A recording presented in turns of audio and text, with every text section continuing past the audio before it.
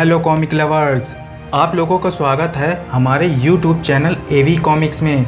तो कैप्टन रेवान के पिछले एपिसोड में आपने देखा अब तुझे अपाहिज होने से कोई नहीं बचा सकता। हा हा हा हा। क्या तुमने रुद्र को अचानक डराया था?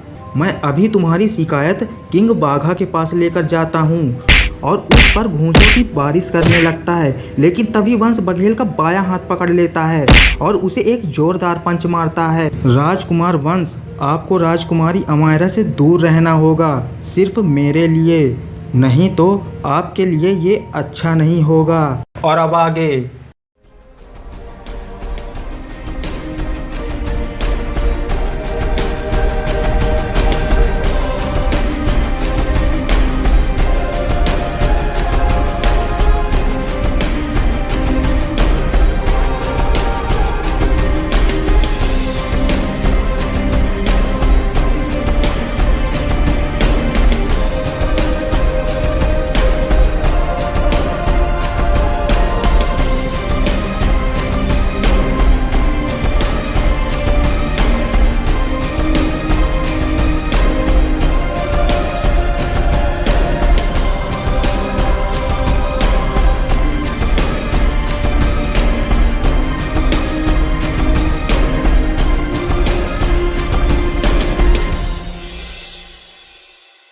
दोस्तों, समय बीतता गया, वंश और अमायरा की नज़दीकियाँ बढ़ती गईं और वो एक दूसरे से बेहद प्यार करने लगे। तो दूसरी ओर रुद्र जब जब वंश को अमायरा के करीब देखता तो उसका खून खौल उठता था। रुद्र धीरे धीरे वंश से नफरत करने लगा, क्योंकि रुद्र वंश को अमायरा के करीब बिल्कुल नहीं देखना चाहता था। रुद्र हमेशा से यही चाहता था कि अमायरा उससे प्यार करे, ना कि वंश से। रुद्र कई बार अमायरा को अपनी फीलिंग्स बताने जाता, लेकिन वह रुक जाता, क्योंकि वह डरता था कि अमायरा उसे ना कह देगी, उसके प्यार को वो ठुकरा देगी। और रुद्र यह सोचता था कि अमायरा उसके प्यार को आखिर क्यों अपनाए। ना तो रुद्र के पास वंश की तरह सुपर पावर्स हैं और ना ही लोक बघेल और गोरो जैसे वह रूप बदल सकता है। बस यही सब सोचकर रुद्र अपनी फीलिंग्स को अमायरा से नहीं शेयर कर पाता था। रुद्र अंदर ही अंदर तड़पता रहता था। रुद्र का यह मानना था कि अमायरा और उसके प्यार के बीच कोई रुकावट है तो वह है उसका कमज़ोर शरीर। इसके बाद हम देखते हैं कि रात का वक्त है और रुद्र अपने कमरे में सो रहा होता है। तभी अचानक कोई जोर जोर से हंसने लगता है, जिससे रुद्र नींद से जग जाता है और वह उठकर बोलता है, अरे ये तो बाबा के हंसने की आवाज़ है, लेकिन इतनी रात को आखिर बाबा कर क्या रहे हैं। इतना कहते ही रुद्र अपने बगल के कमरे में जाता है और देखता है कि उसके पिता जोर जोर से हंस रहे हैं और उसके पिता हंसते हुए बोलते हैं, आखिरकार इतने सालों बाद, इतने प्रयोगों के बाद मैंने किंग लुकोवा के जादू को समझ लिया है और किंग लुकोवा ने जो रेड नाइट के चारों तरफ सुरक्षा कवच बनाया था, उस सुरक्षा कवच को तोड़ने का हल आखिर मैंने निकाल ही लिया। अब वो पल दूर नहीं जब रेड नाइट की ताकत को मैं हासिल करूंगा, उसके बाद पूरे एरनहाइम में मेरा सिर्फ राज होगा।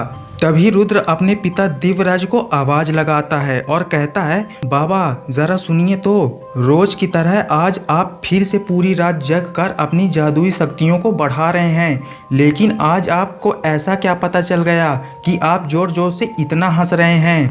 जिस पे दिव्यराज कहता है, रुद्र बेटे, आज मेरा वो सपना पूरा हो गया है जो मैं रोज अपनी खुली आंखों से देखता था। अब मैं किंग लुकोवा के जादुई सुरक्षा कवच को तोड़कर रेड नाइट की ताकत को हासिल करूंगा और एनहाइम का नया मालिक बनूंगा। फिर रुद्र दिव्यराज से पूछता है, आप क्या कह रहे हैं बाबा, मुझे कुछ नहीं समझ में आ रहा। रेडियनाइट, जादुई कवच, इन सब का क्या मतलब है और आप एनहाइम के नए मालिक बनेंगे, लेकिन कैसे बाबा। जिस पे दिव्यराज कहता है, हाँ रुद्र बेटे, मैं बनूंगा एनहाइम का नया मालिक और तुम बनोगे एरनहाइम के नए राजकुमार। मैं किंग लुकोवा, किंग बाघा और किंग गोरेल को मारकर एनहाइम पर राज करूंगा। जिस पे रुद्र कहता है, बाबा ये आप क्या कह रहे हैं, आप ऐसा नहीं कर सकते, वो तीनों बहुत ही ताकतवर हैं।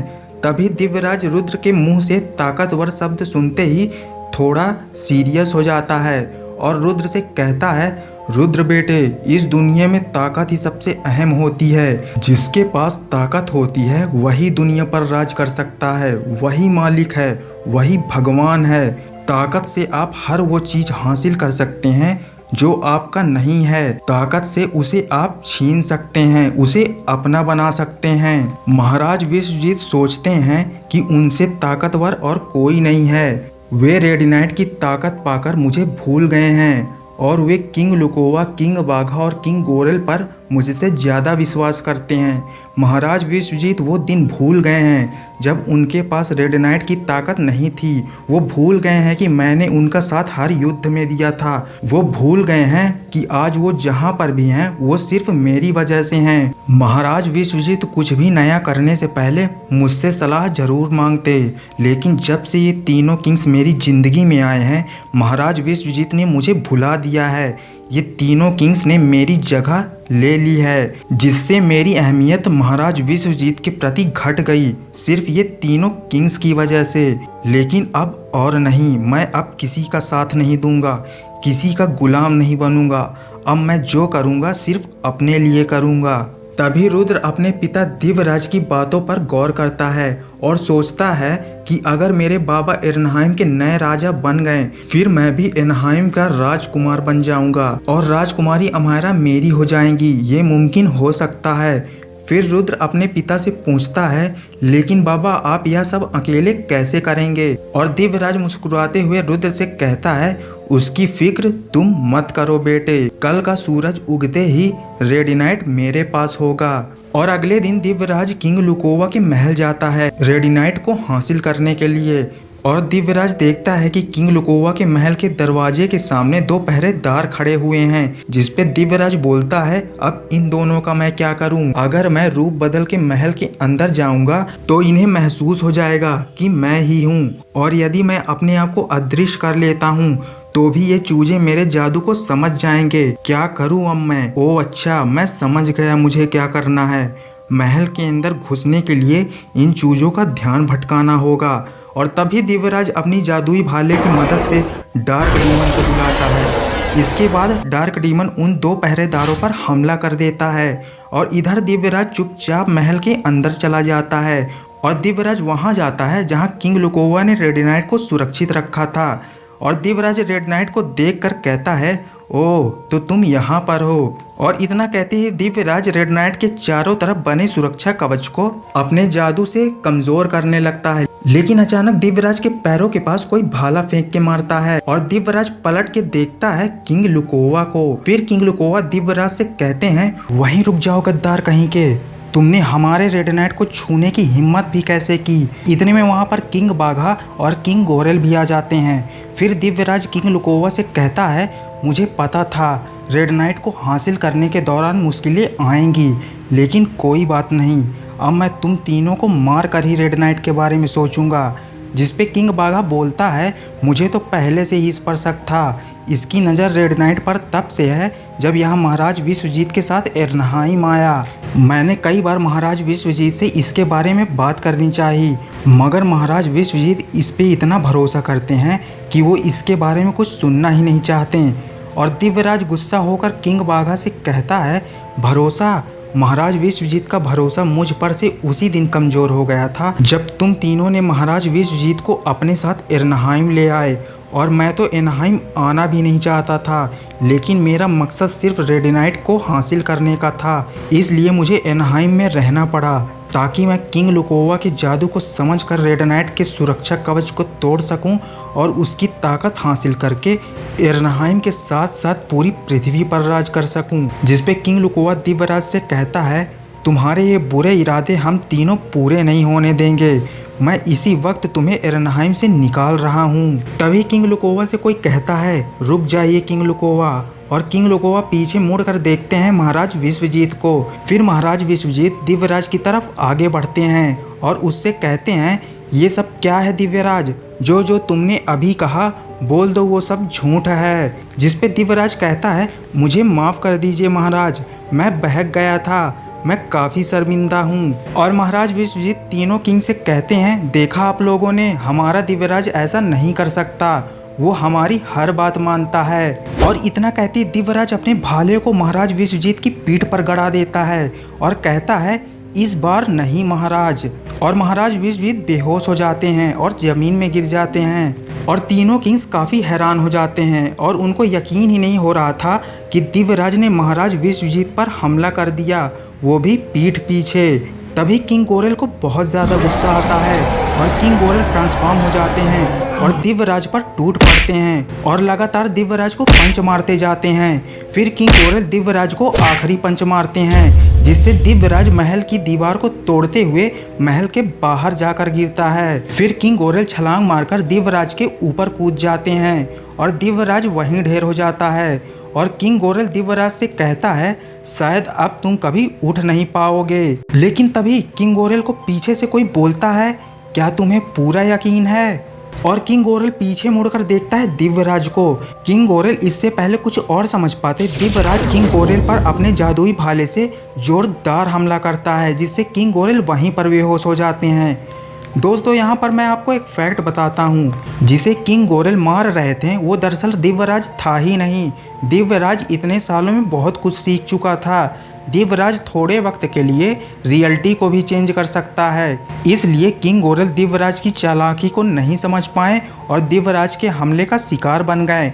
इसके बाद हम देखते हैं कि किंग बाघा और किंग लुकोवा दोनों दिव्यराज की तरफ आगे बढ़ते हैं और किंग बाघा अपने पंजों से दिव्यराज पर हमला करता है, लेकिन दिव्यराज एक फ्लिप मारकर किंग बाघा के पंजों से बच जाता है। इसके बाद दिव्यराज किंग लुकोवा पर हमला करता है और उनको जबरदस्त इलेक्ट्रिक शॉक देता है। फिर दिव्यराज अपने मैजिक से बहुत ही बड़े खतरनाक और कांटेदार पौधे उगाता है और वो पौधे किंग बाघा को लपेट लेते हैं जिससे किंग बाघा हिल नहीं पा रहे थे और किंग बाघा वहीं ढेर हो जाते हैं। दिव्यराज बड़ी ही आसानी से तीनों किंग्स को हरा देता है और उनको हराने के बाद दिव्यराज जोर जोर से हंसने लगता है। लेकिन तभी वहाँ पर वंश, अमायरा, लूक, बघेल और गोरो आ जाते हैं और वे लोग अपने अपने पिता को बेहोशी हालत में देखकर घबरा जाते हैं और उनके पास जाते हैं।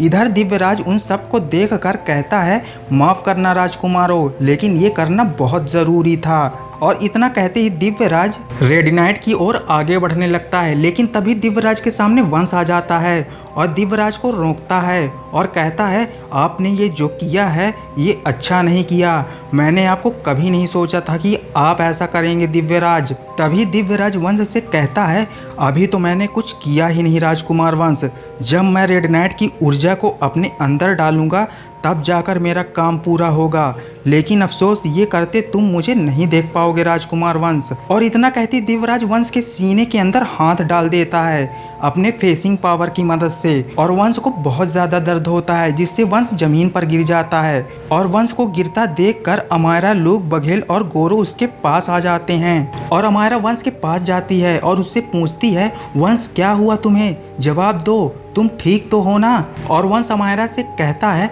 मैं ठीक हूँ अमायरा, बस सीने में थोड़ा दर्द हो रहा है। और अमायरा वंश को उठाती है। तभी गोरो वंश से कहता है वंश अब आगे क्या करना है हमें, जिस पे वंश कहता है हमें हर हाल में दिव्यराज को रोकना होगा। अगर उन्होंने रेड नाइट की ताकत को हासिल कर लिया तो अंजाम बहुत बुरा होगा। दूसरी ओर हम देखते हैं दिव्यराज को जो कि रेड नाइट के चारों तरफ सुरक्षा कवच को कमज़ोर कर रहा होता है, लेकिन अगले ही पल लूक वहां आ जाता है और दिव्यराज का हाथ पकड़कर उसे रेड नाइट से दूर फेंक देता है। तभी दिव्यराज लूक के सामने आता है और लूक से कहता है तुम्हें लगता है कि तुम मुझे रोक सकते हो, जिस पे लूक कहता है मुझे लगता नहीं, मुझे पूरा यकीन है, अब पीछे हटिए। तभी दिव्यराज गुस्से में आकर लूक पर एनर्जी ब्लास्ट से हमला करता है, लेकिन लूक अपने चारों ओर फोर्स फील्ड बनाकर एनर्जी ब्लास्ट से बच जाता है। फिर लूक दिव्यराज पर पानी के बुलबुले छोड़ता है और जैसे ही बुलबुले एक्सप्लोड होते हैं दिव्यराज सीधे नीचे जमीन में जाकर गिरता है। फिर दिव्यराज अपने सामने वंश, अमायरा, लूक, बघेल और गोरो को एक साथ खड़ा हुआ देखता है और वंश दिव्यराज से बोलता है हार मान लीजिए दिव्यराज, इतना सुनते ही दिव्यराज अपनी जादुई भाले को जमीन पर धंसाता है और कहता है, रेड नाइट तो मेरा होकर ही रहेगा, लेकिन इससे पहले तुम लोगों को मरना होगा। इतना कहते ही ऊंचे आसमान से एक रोशनी जमीन पर गिरती है और जैसी रोशनी हटती है हम देखते हैं 50 फीट लंबे एक मॉन्स्टर को। तो दोस्तों आज के लिए बस इतना ही। मिलते हैं कैप्टन रेवान के अगले एपिसोड में। अगर आपको ये वीडियो अच्छी लगी तो ज़्यादा से ज़्यादा लाइक और शेयर कीजिए। तब तक के लिए गुड बाय कॉमिक लवर्स।